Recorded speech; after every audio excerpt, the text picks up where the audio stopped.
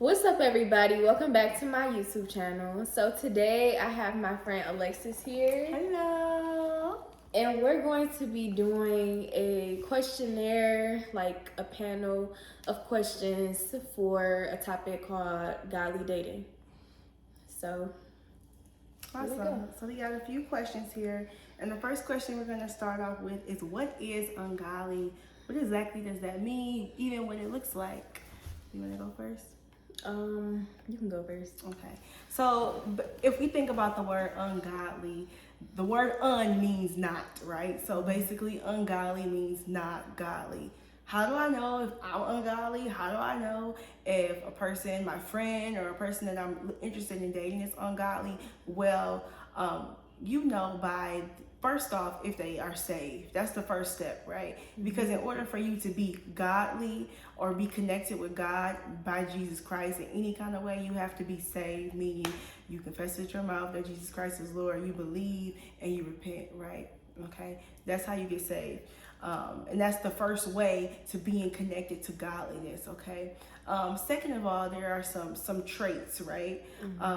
As believers, there are certain characteristics, certain behaviors. They don't, those behaviors just don't just pop up. You know, we practice them. So some things like the fruits of the spirit, seeing if a person is forgiving, right? Yes. If they're petty, you're not godly, Right. If you're being petty, like, you're not godly. Even when it comes down to the way that they may communicate with you, as well. A lot of people might disagree with this, but even using profanity, right? Yeah. Watching the words that come out of your mouth. There's so many words in the world. So if you're upset or you feeling excited or overwhelmed about a situation and you're having to express it to me using profanity and you're saved, Right. it's not giving saved. Right. It's not giving saved. Let's just be frank here. That Right. it's not. So patience is another thing. There's some characteristics that you can identify a believer by. Okay, but the very first one, the first and most important, is salvation alone, right? Yes. I second everything you just said. Okay. Okay. Our second question is, what does a traditional woman look like in Christianity? It's an interesting question, actually. Traditional. Traditional? Child, I'm not traditional. Right. Okay? Nothing traditional about me. Okay. Well, I think traditionally, when we think of traditional, we think of like, I don't want to say like old, but like we think of, what's the word?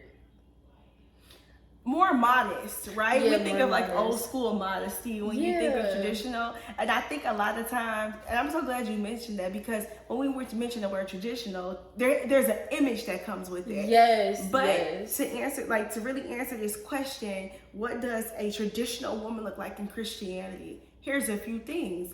It looks like morality. That's what it looks like. It looks like morality. For example, we see a lot of things happen in the world. People posting their bodies on Instagram half naked. Yeah. You know what I mean? You can see ladies' whole bottoms these days on the internet. You know what I mean? And for someone to say, you can be a Christian, like, no doubt. Right. And, you know, even if you're doing those things, it doesn't change what's in your heart. It don't change what you believe. But there is a certain kind of decorum that a traditional Christian woman would have. And I would say today it looks different because of the clothes that we wear, even our hair, right? We got full faces of makeup on, you know what I mean? Right. Like, an everyday person might say, oh, you're not a Christian, you know, or might be even shocked based off how we look. But a traditional Christian woman looks like morality. Yes. It looks like being quick to listen and slow to speak. It looks like being forgiving. It looks like having an ear to hear. It looks like having a set time of prayer, a set time to connect with God. It looks like every day reading your Bible, communicating with God so that you can maintain your salvation. That's what a traditional Christian woman looks like. It looks like boundaries, right? Yes. It looks like when I meet a gentleman and he approaches me, I'm not getting in the bed with him the first night. Right. I might not even, go on a date with him as soon as possible. I'm asking proper questions to make sure this is even a person I want to connect with. Let's start there, right? That's what a traditional Christian woman looks like today. It has everything to do with morality, and that will be the biggest identifier. Yes. Does this woman have morals? Yes. And in addition to morals, always salvation. That is just the key. That's the number one to being a Christian, right? So that's what I would say. And then I would say also too, if we want to talk about image, maybe a little bit, what you wear too. Yeah, a little bit. Yeah. Because honestly, I love everything that you just said, because it takes the focus off of just the physicality of it. Like, traditional, I think when you said we have an image in our head, it immediately like gave me a woman with like long skirts, long dresses. And like, that's just not how we dress today. I mean, some people do, don't get me wrong, but I would say most Christian women do not dress that way. And I think that is more than okay. Like, I think that as women, we have, well, you know how they say like the Bible, like God doesn't change, but he doesn't change. But I feel like, we change. We do, like, so I agree with that. We do change. And I would say when it comes to appearance and dress, here's the thing about God. God, like she said, God doesn't change. He's the same. The Bible says he's the same yesterday, today, and forevermore. He doesn't change. Even in Ecclesiastes, the book of Ecclesiastes, it talks about there's nothing new under the sun, right? Yes. We can see that in today's society, you know what I mean? Like with the particular clothes that are out, those little bomber jackets with the states going across them, they're in style. Well, I had one in the 90s when I was a kid, right? Yeah. Everything is a revolving door. Nothing literally is new up under the sun. But what is important to understand is that when you are dressing as a Christian woman, a traditional Christian woman, you always want to make sure that you are going out in a way that looks like you respect yourself. Yes. Okay. Yes. I think that's the biggest part. Is the way that you dress showing that you respect yourself. Right. Okay. Right. It's okay to have, flair, to have fashion, because another thing about God is that even if you read the Bible, there's all types of specific details about the appearance, about the details in their dresses, the details in their gowns. If you read in their gowns, in their coats, if you read the book of Esther, it said that Esther prepared so many days, even before she went before the king, with beauty treatments. That's today, that's our skincare. That's all of that talking about, we need to have this perfume, we're using this product to bathe in, and so forth and so on. So although it's in the word, we can translate it over to real life, right? Right. I think respect is the first thing. And another thing to realize is that God gave many of us different gifts too. Yes. So just because you have something on, particularly now, if you have naked, you are out of order. Right. Like, unless you're going to the beach, then that's a different thing, right? Like, let's be real. We do have to go swimming. We do have to go swimming, and that's okay. Yeah. So I think the first thing when it comes to dresses, start like dressing like a traditional woman. And then there's a time and a place for everything too. Like certain skirts I might wear to an event. But certain skirts, I'm not wearing that skirt to church, right? Exactly. Or I'm not wearing that skirt in the office. Right. Because it's not the time nor the place for this kind of display of fashion, right? So that's another thing too. And individually apply wisdom, I think too. That's another thing that you would see in a traditional Christian woman is operating in wisdom. So yes. Yeah. So we have another question. I'm gonna go to the top. What does unequally yoked mean to you?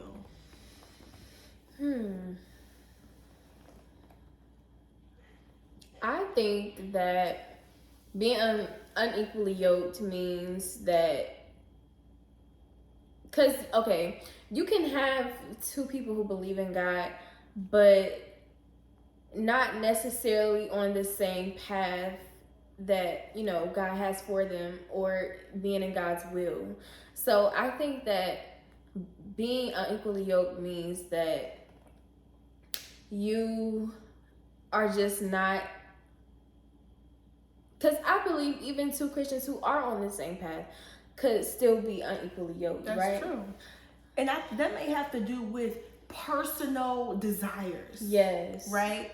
Because, and let's just say, just because we're Christians, that don't mean we all best friends. Like, oh, I get along with you, I get along with you, I get along with you, I get along with you. Right? This is the real world. Right. We believe in the same God. We worship the same way. We believe in the same principles and foundations and things of that nature. But it doesn't mean that we necessarily connect. Exactly. You know what I mean? Exactly. And that's okay. We may have things in common, right. but similarities and connections are two different things, right? Yes. And so I think that being unequally yoked, the first and foremost thing has to do with Jesus Christ. Like, are you saved? Like I said, did you really confess your sins? Confess your sins, you know, repent, believe in your heart that Jesus Christ is Lord. That's the number one thing, right? Yes. But then sometimes people have done that and you like, I can't really see that on you.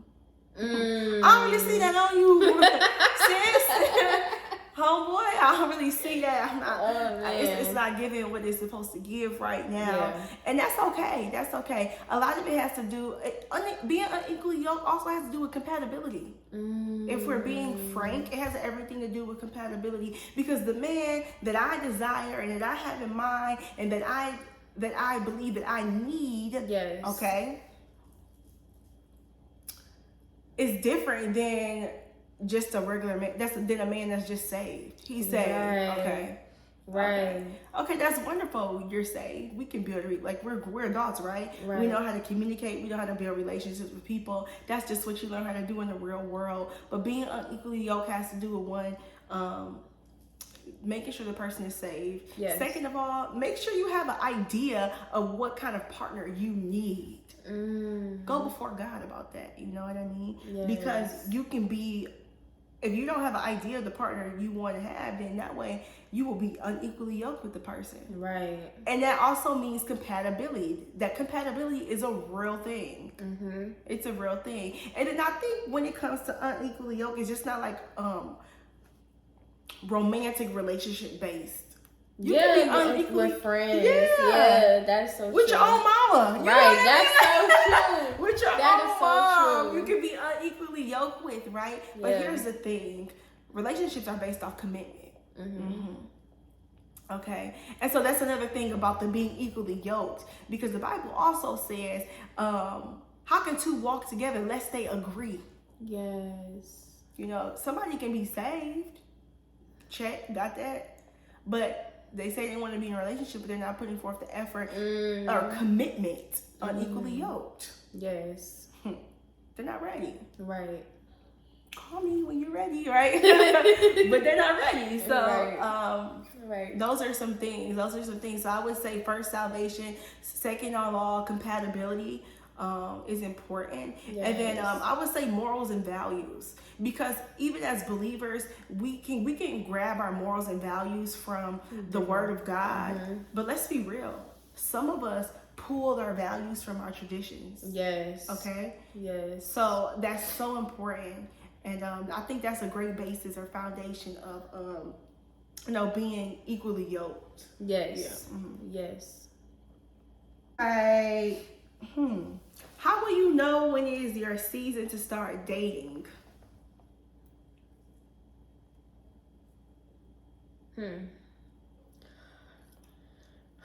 Your season to start dating, I would say, honestly, when you have established like a real relationship with God and you are on a path where God is continuously just leading you and guiding you. Say. That's what I mean. I would say as long as you have your mind made up. Have your mind made up. Because let's be transparent. In our relationship with God, He deals with us internally. He communicates with us first before about us. He talks to us about us. Yes. Right? And so one thing about God is he's an intentional God. Yes. He doesn't do anything with happenstance or by mistake. It's not a mistake. Yeah. It's on purpose. And so I would say, it can always be your season to date, honestly. It's about having your mind made up about what you want to do with it. Okay? What's your purpose in dating? Are you looking to get married? Are you bored? Are you lonely? Right. You know, how do you want some extra attention right now? Like, those are some things. And a better question will be, is your heart and your motive in the right place to date? That's a better question. Instead of if it's your season. It's your season to start dating if you're dating with all the right reasons. That's good. Yeah. If you're dating with the wrong intentions, then you need to have a seat. Have a seat. Because you're doing too. And then we see that as a result, right? Yeah. Somebody they start dating someone, they're in the boyfriend, girlfriend, courting stages. And then I won't say they won't end up married, because even two committed people may not end up married, or serious people may not end up, married for whatever reasons. But we see it all the time. People ending dating relationships or courting relationships because they just didn't have the right intentions. The truth of the matter about dating is that it's a trial and error. Yes, it is. It's a trial and error type of thing. So if your motives are right, if your heart is right, if your intentions are right, and these motives have to align with the Word of God. This is how you know when you're ready to date. When you're ready, or you can go forth and do such things. And pray about it. Like, also too, if you're praying about it actively, bringing it before the Lord, He will begin to send people your way. Yes. So yeah, I would say that's how you know if it's your season to start dating. So I have another question. I'm sorry. So to piggyback off of that question, do you believe that a person has to have a certain amount of I want to say have certain amount of accomplishments in their life before they start to date? Child, listen, dating is a whole bill. It's a whole bill, literally. Okay, and I'm sitting on the other side because I'm a woman. Okay, but I'm back in the dating scene. I was married previously, right? Yes. And even marriage, right? They come with financial obligations and responsibilities. Yes. If we're being transparent. And so does dating, okay? It costs. Yes. So I wouldn't say you need to have a set amount of accomplishments, but I do think that you should be living a life of purpose. Yes. Living a life of intent. Maybe you don't have your degree yet. That's okay, but you want to date and you're of age, you know what I mean? As long as you're moving towards that goal, you're fine. Right. If you're sitting on your couch doing nothing. Right. No. And the reason why that's not going to work, because in marriage you have to be productive. You have to set goals together. You have to accomplish things. And if you don't haven't built that discipline up for yourself, I'm not saying you can't do it, because you definitely can, but it might be a bit more challenging. It might be a bit more challenging. And so use this time of singleness or dating or whatever you want to call it to, kind of better yourself. Yes. And that's that continues, right? We're always bettering ourselves throughout life. But I don't think you need a set amount of accomplishments. Because people are flexible, especially when you get up in age. They're willing to work. They'll work with you. Yeah. But definitely, you need to be living a life full of purpose and intention. Yes. Yeah. And I, from the man's perspective too, like, most times we expect the men to pay for things, right? So obviously he has to plan. Like, let's be real. We're not just shelling out money here. Right. We have budgets, we have to plan. We have bills, mortgages, car payments, all of these things, haircut, things, all these things we gotta do, get our nails done, to take care of ourselves. So if a man doesn't have certain things, both men and women, then they won't be able to date. Exactly. Okay. That's true. It's like if I, at the school they require you to wear a uniform, but I don't have my uniform, I can't go to school today. Right. There's some things that you need before you can enter in to dating. Yes. I like that. Thank you. All right, our next question is, how is a Christian man supposed to pursue a Christian woman? With intention? Right. Do you want to answer that? You can go first. I would say, so like we're using the term Christian, we're talking about godly dating, but I just want to be clear that a lot of the things that are Christianity are very much practical. Right, that's what I was, okay, thank you, because even when I was like thinking of these questions, I was like, this seems like it could go for anybody, you know? Yeah, Christian like, or non-Christian. Right. Please approach me with respect. Respect should always be, at the top of the list when you're approaching anybody, whether it's for a romantic relationship, friendship, a business partnership, or whatever the case may be. Always greet or pursue with respect and intention. Yes. And I think intention is important because in any kind of relationship, as I said, romantic, business, friend, professional, you always have to let your intent known before you can move forward. Yeah. Right? People don't go into business deals, or it's not wise to go into business deal without letting your intent known. Right? What are the results after we go through this deal? You understand? Right. So I think that's very important. Respect and intentions always. Yes. Always. Yes. Mm-hmm. I think intention is so important too, because it's like, if you don't know why you want to date me, or if you don't have a plan as to what we're going to be doing, if we're moving towards marriage or not, then it's really like no point, you know? Yeah, you're just playing around. But I think too, it's okay to have that cushion part in the, because sometimes you don't always know if you want to actually date the person. That's true. It's okay to go out with someone just to get a better feel for yourself. That's true. I've done that before too. Yeah, I've done sometimes, that. that's like we try on the shoes. I'm trying on 5 different pairs because I need to see which one looks the best on me, which one makes me feel more comfortable, which one do I feel safe in, which one is gonna give me tie the whole look together. Yes. Okay, it's the same concept here. Yes. Yeah, it's the same concept here. It's okay. Mm-hmm. Sometimes, but even for you, you don't even know if you want to be friends with the person. That's okay. Ask questions. Yes. Go sit down and talk with them. Hear their mind. Hear their heart. Be inquisitive. This is how you learn. The more you know, the more you grow. The better decision you can make. Okay. Yes. So, I think that is like that's important. Yes. Yeah, that's important. Did you want to ask something else? I wanted to ask something. Mm-hmm. So when you're dating, when is a good time to disclose information about yourself? I would say always move with discretion. Mm-hmm. But because something that I keep in mind is that I'm always transparent. This is something that I'm always in. I'm always transparent, no matter if I'm dating, if I'm in a professional situation.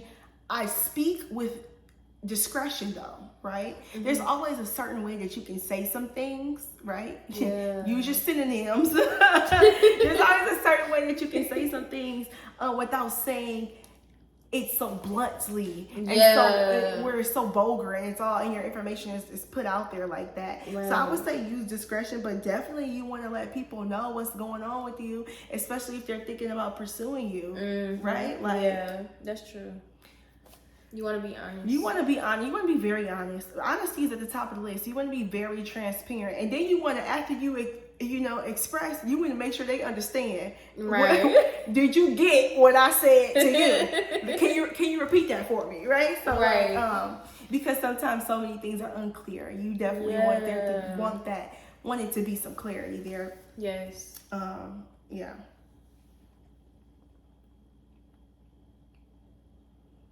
Okay, the next question is, when is it a good time to start planning for marriage?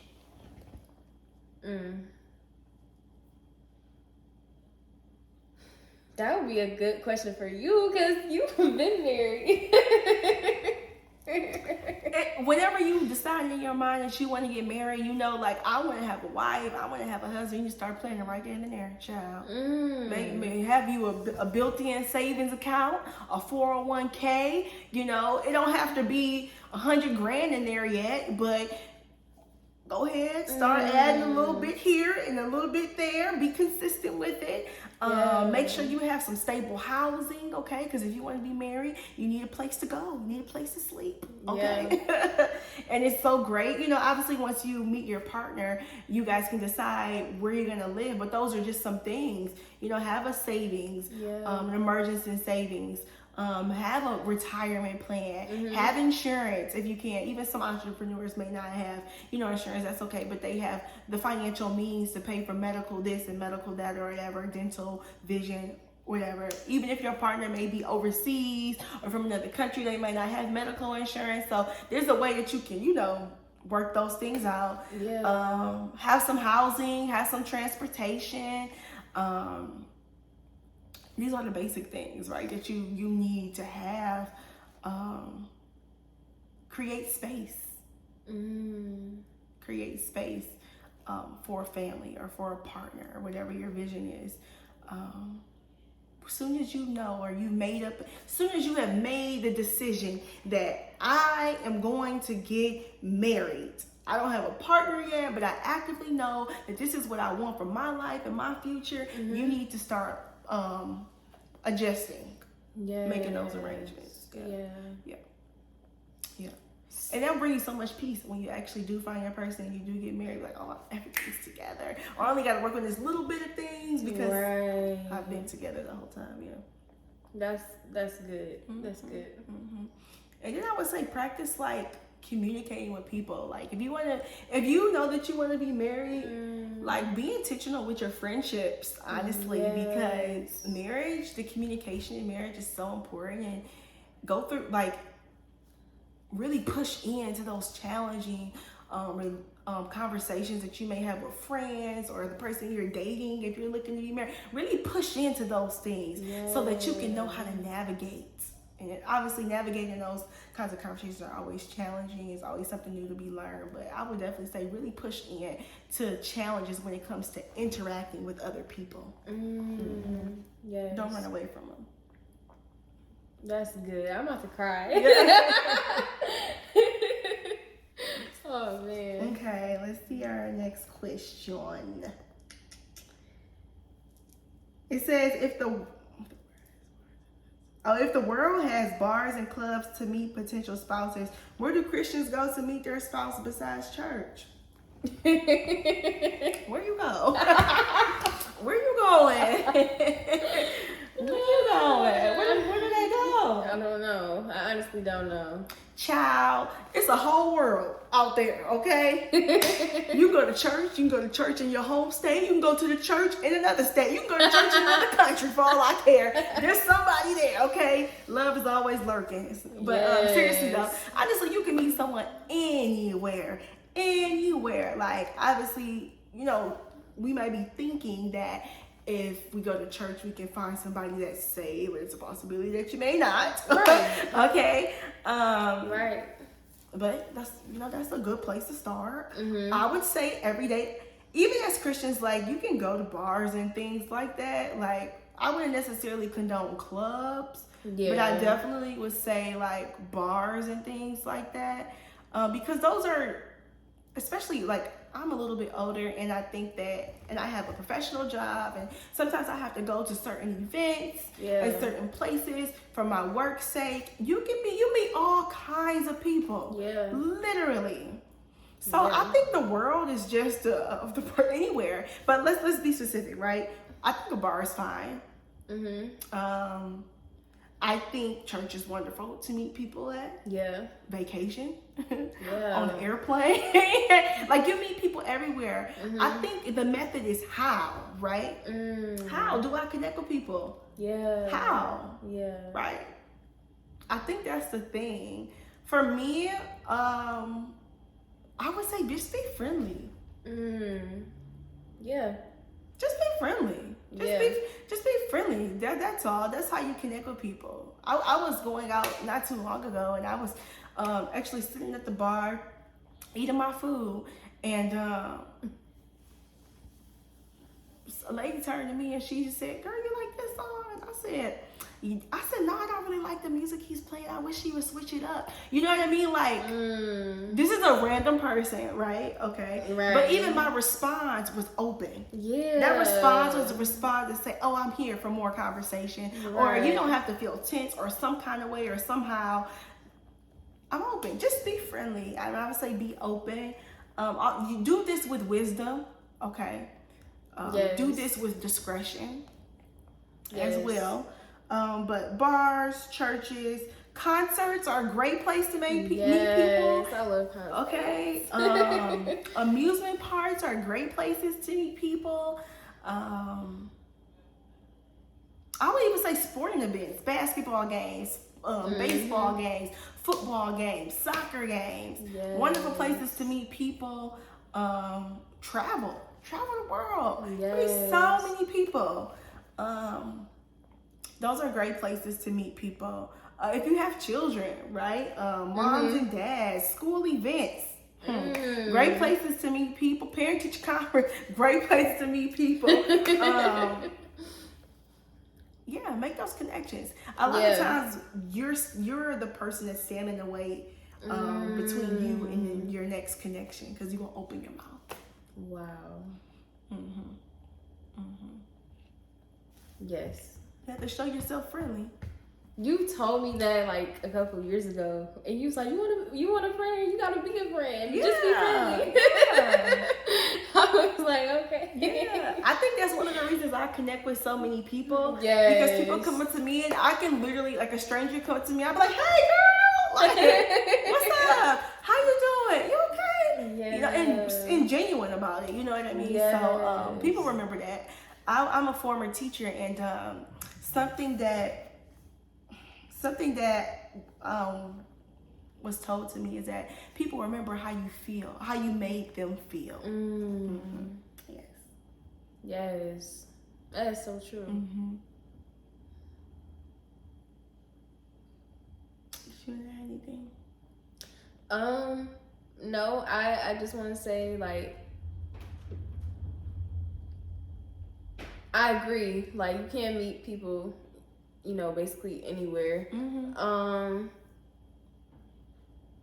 I would say, like you said, you could be the reason why you're not, you know, making those connections. I can, like, relate to that. So, yeah. Okay. And I can say, too, almost 90% of the friendships I have is because I said something. I just have that kind of personality, though. Yeah. But most of it was because I was like, "Oh, those are cute shoes." Or I told a guy he smells good. Or I asked him a question. You know what I mean? Right. Not with the intention of, like, the person becoming my friend just because. Right. I'm just being myself. Just being yourself. Yeah. Right. And that's really the best way to meet people. Be you. Yeah. Be authentically you, unapologetically, as best to the core. Literally, that's the best way. Be yourself. Yeah. People are gonna come to you. If you be yourself, people are gonna gravitate to you, and then that's how you'll be able to find true connections because they are literally associating and connecting with who you truly are. Yes. All right, so the next question is, should Christians date online? Well, they got Christian Mingle. So.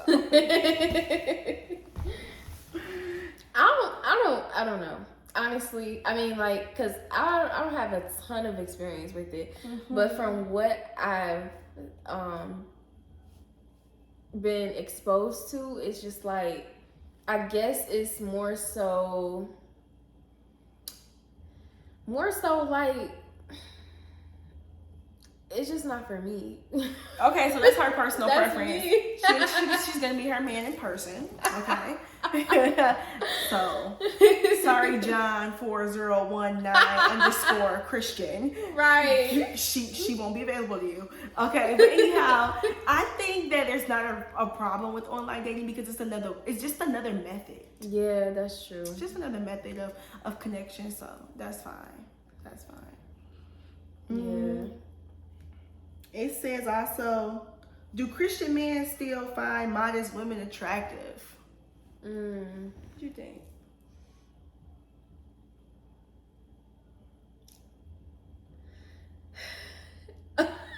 Okay, honestly, yes, but not in the way that modest used to be.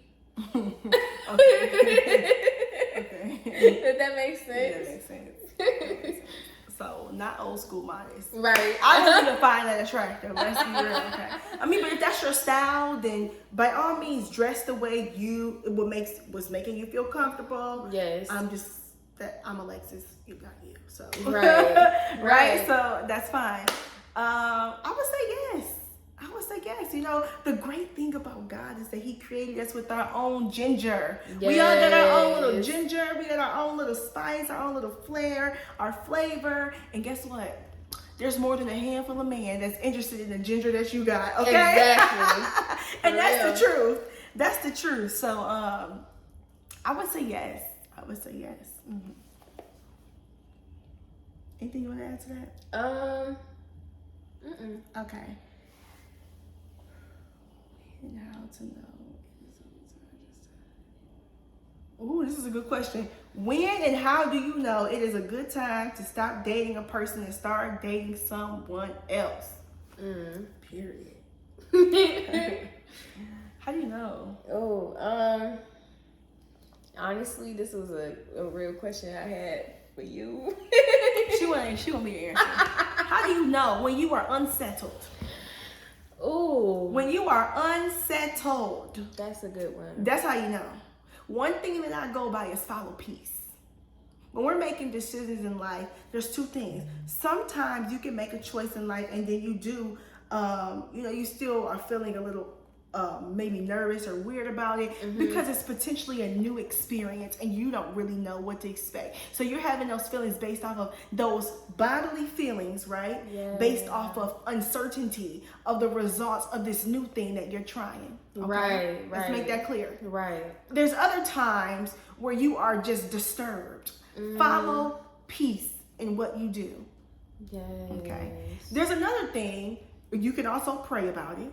Okay. So one thing is, if I'm dating somebody, I'm praying. I'm praying for them. I'm praying about their life. Not just, I'm not just praying because, this is the person I'm dating. That's a part of it. But it's also because they're a human being. They're a person. We're talking. And prayer is a part of my lifestyle. So that's another thing. And sometimes God will tell you, like, sis, let it go. Yeah. I have also been in situations before, honestly, in relationships, not romantic, but just, connections with people, be it friendship or professional. And God has separated us for a time, but we have come back together.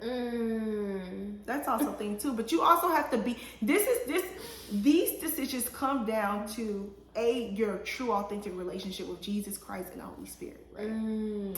Also, it goes hand in hand with your standards and your boundaries. Yes. When he needs to go, or when I need to cut this off. Yeah. When she possibly made a joke about something that's like, that wasn't really sis, a joke. That's how you feel, Right.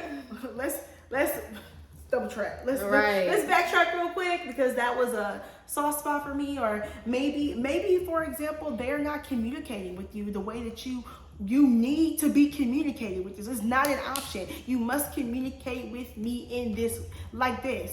You must be consistent. They are not consistent. They need to go. Yeah. Bye-bye. See you later. Nice knowing you. They gotta go. Yeah. Because anybody that's gonna be in your life needs to show. They need to be consistent. Yes. We're adults here. Yes. We are not children.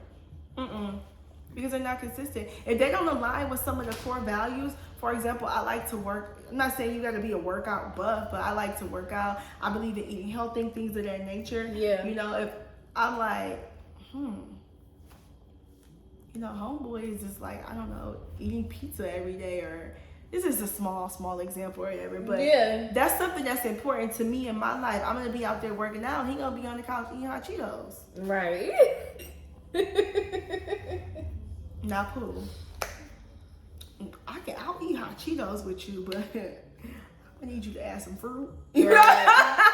You know what I mean? So you know also too, if you have your list of things or expectations, non-negotiables, you have that embedded in your brain, you know, yeah, so Yeah. that's important. Yes. Yes. Let's go to the next question real quick. When praying for a husband, what type of things should you ask for? Exactly what you want. Okay, you better tell God, well, you want him to be fine? Lord, I need my man to be. You better tell Jesus. Because he gonna come that way. I would say be specific, but also allow the Lord to deal with your heart. He is going to do that. As soon as you start praying for your husband, God is going to start making adjustments inside of you, then telling you what you need to do, how to move, and so forth and so on. So keep that in mind for sure. Keep that in mind for sure. Yeah, because it's not all about you in this, sis. Right, that's true. Okay, you trying to get married, you coming together, or bro, it's not, you know. Yeah. Yeah.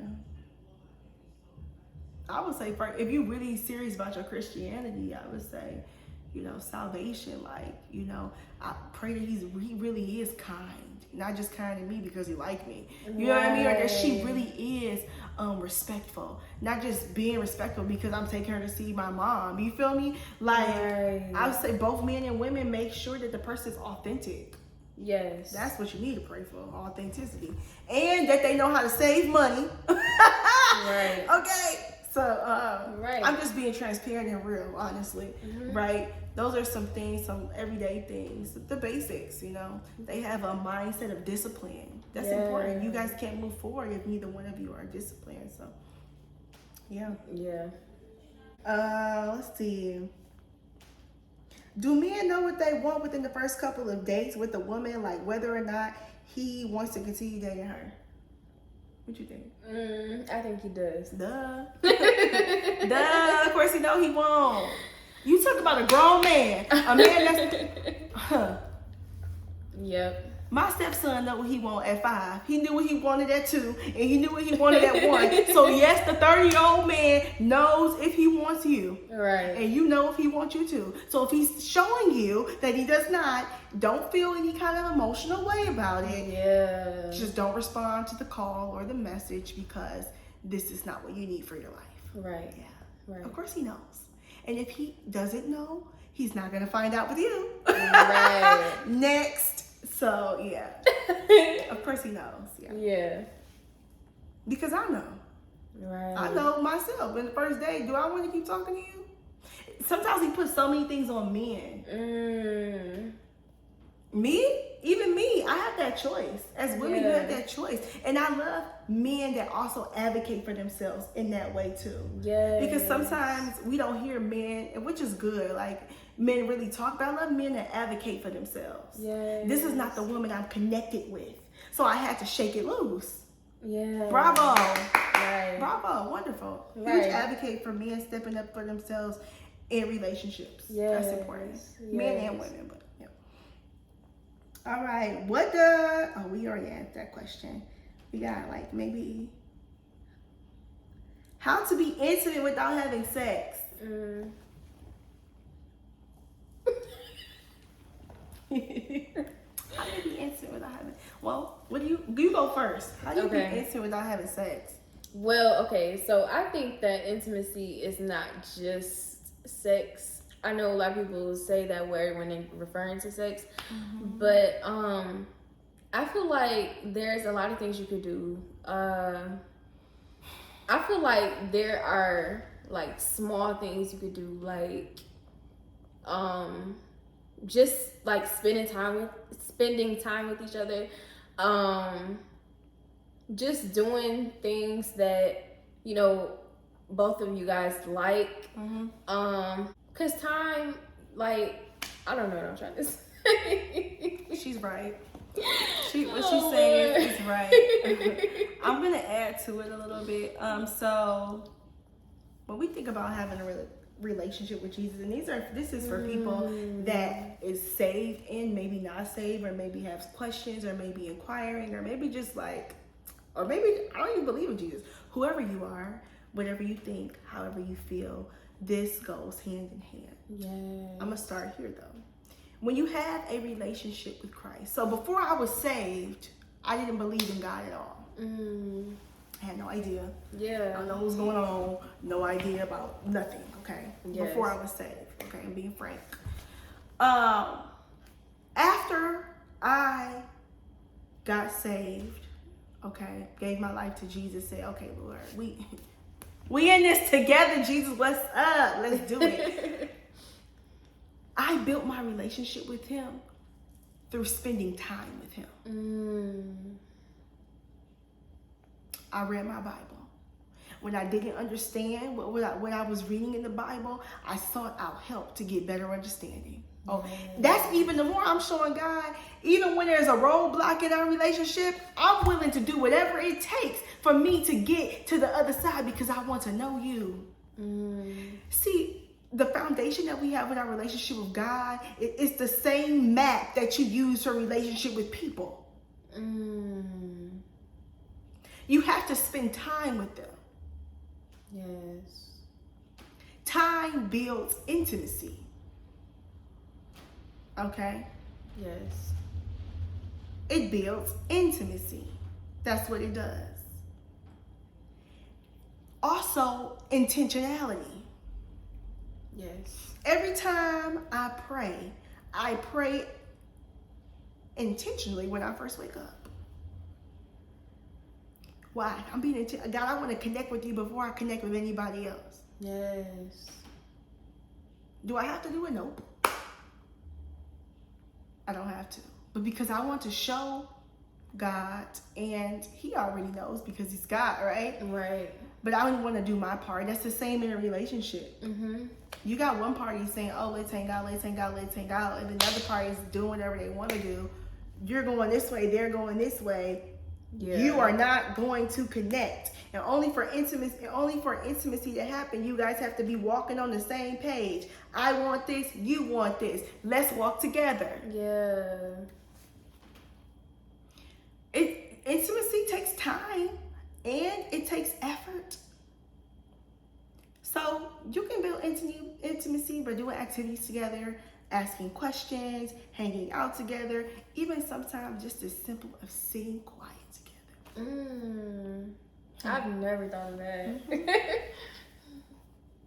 I mean, because think about once you get married, you're with this person all the time. Sometimes you might have some days that you might fall short of words, you know what I mean? Or you just want to be quiet.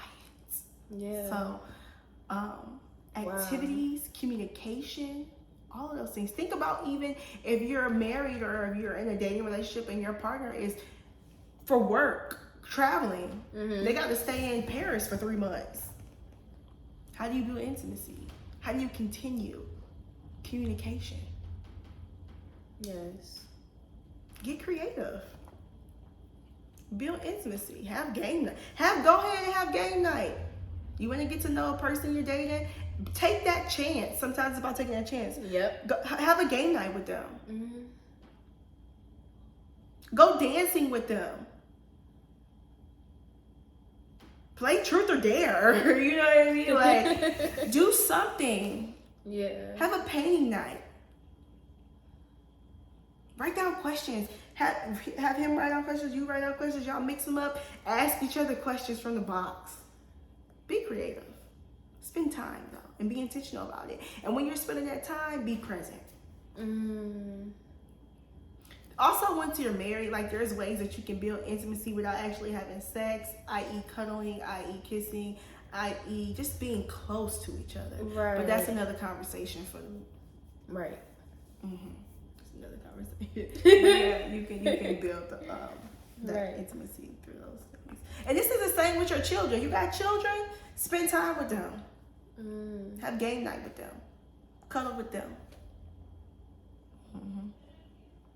Yeah. Invite them in the kitchen to cook breakfast with you. Yes.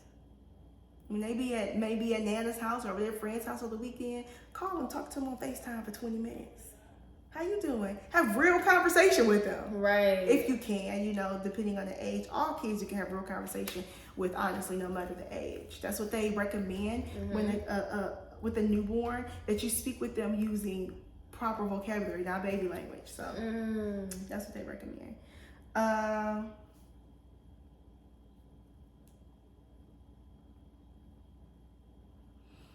Let's see the next question. What we got here. Hey, what we got here. All right, this is our last question.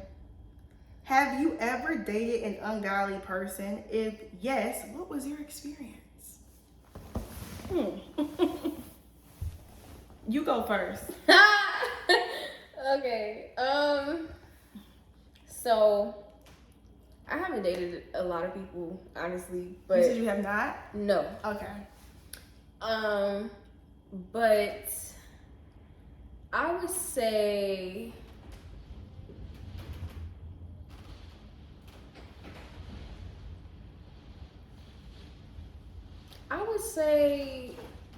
definitely my last relationship, he definitely did have a relationship with God. And the other two, I don't want to be telling people business and but I would say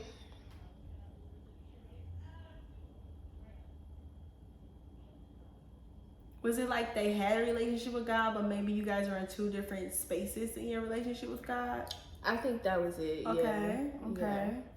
Because that's totally a thing. Sometimes you give people time to catch up. That's okay. Not even catch up, just, you know, God deals with people in different ways. Yes. And it looks different. It comes out different sometimes. Yeah. So, sometimes it can take us time to adjust and understand that.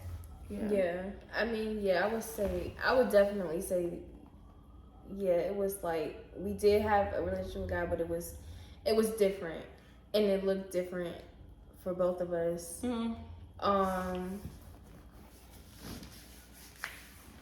So I guess I haven't dated an ungodly person.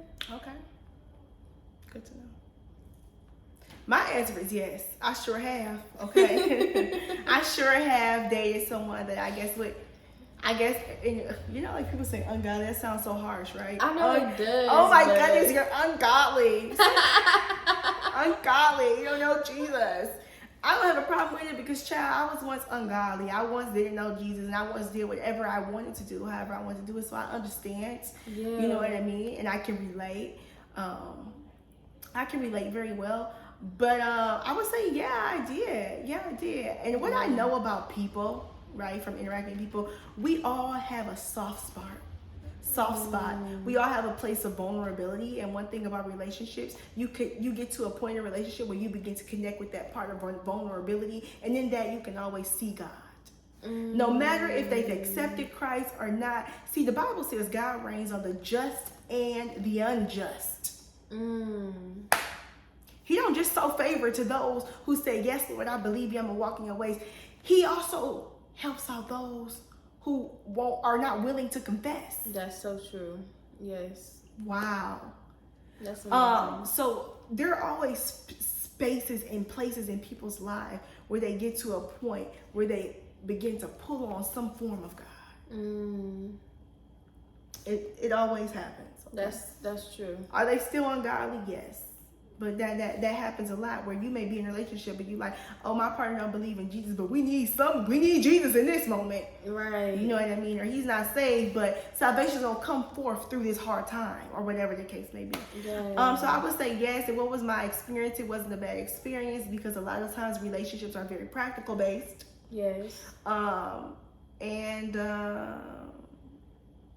I was like almost like recently saved at that time. So a lot of changes was happening within me. And we were already together. So like I said, it wasn't a bad experience. We just ended up separating. I separated myself because I was not clear on what I wanted for my life. Do I think it could have worked? Definitely it could have worked. Yes, the answer is yes. But because I was going down a different path. Yeah. I decided to separate myself. And let me see. I think that was our very last question. That's our last question. Wow. Thank you so much. You're welcome. I love you. Love you too. I do. Man, get out. But yes. You could just edit me out. What do you want? Huh? No, I was just asking if y'all was doing a YouTube. Yeah, I'm leaving. She is funny. Okay. Yeah, but I guess I hope you guys enjoyed the video. Yes. If you have any more questions or like any more topics that you want us to talk about together, Yes. let us know. Please leave them down in the comments. Or follow us on Instagram. Yes. Too, and I'll leave our socials in the description box. Awesome. Oh my gosh, this was so good. Thank you. You're welcome. Thank you. We love you All guys, right. and we will see you guys in the next video. Bye. Bye.